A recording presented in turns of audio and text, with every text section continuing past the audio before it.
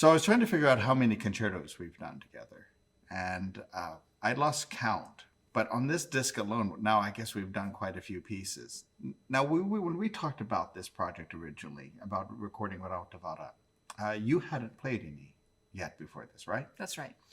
And I mean, it has to be said that a couple of the pieces on the disc are world premieres. I mean, especially Lost Landscapes. We performed that for the first time since Rautavaara's passing. We did that just a couple of months ago during the coronavirus, and we did it only on a live stream here in Malmö. But we knew we were going to record this. But now we've also put into the disc the Serenade and then the Fantasia. And these pieces have not been overly recorded for sure, to say the least. And of course, then there's In the Beginning, which I think is the first recording also of this piece, just purely for orchestra. So, I mean, I found it a little difficult to get into Rautavaara's like headspace and to his, I mean, even today, when we were playing the Serenade, and specifically the first one, we were looking for all this like intensity and passion, and we had to, it was really fantastic that at one point the engineer Ingo said to us, you know what? This is an old man's passion.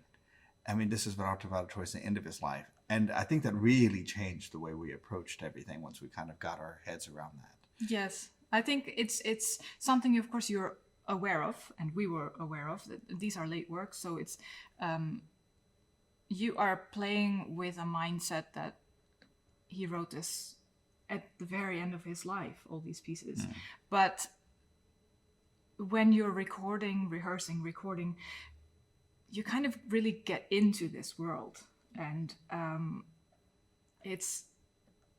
think it took us some time to really get into that kind of mindset and this kind of different sort of passion.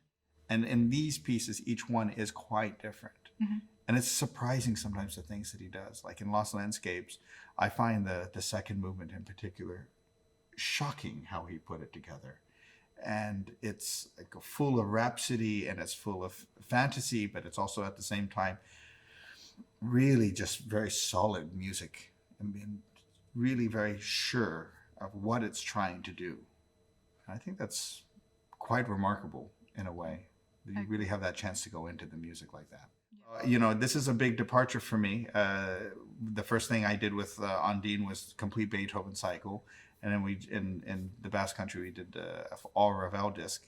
And I remember speaking to Rayo at Ondine Records and saying, you know, he came to me with the idea of doing this Rautavaara disc. And I said to him, wow, you know, I've done a few Rautavaara pieces in the past. I really like this music.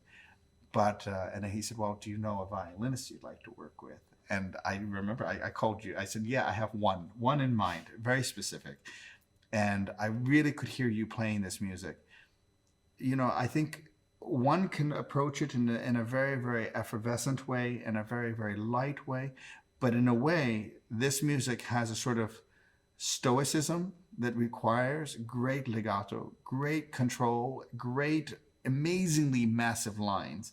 And I know in all of the work that we've done, I mean, you're always able to really carry these epic lines. I mean, it's like you have 5 bows and you just don't stop.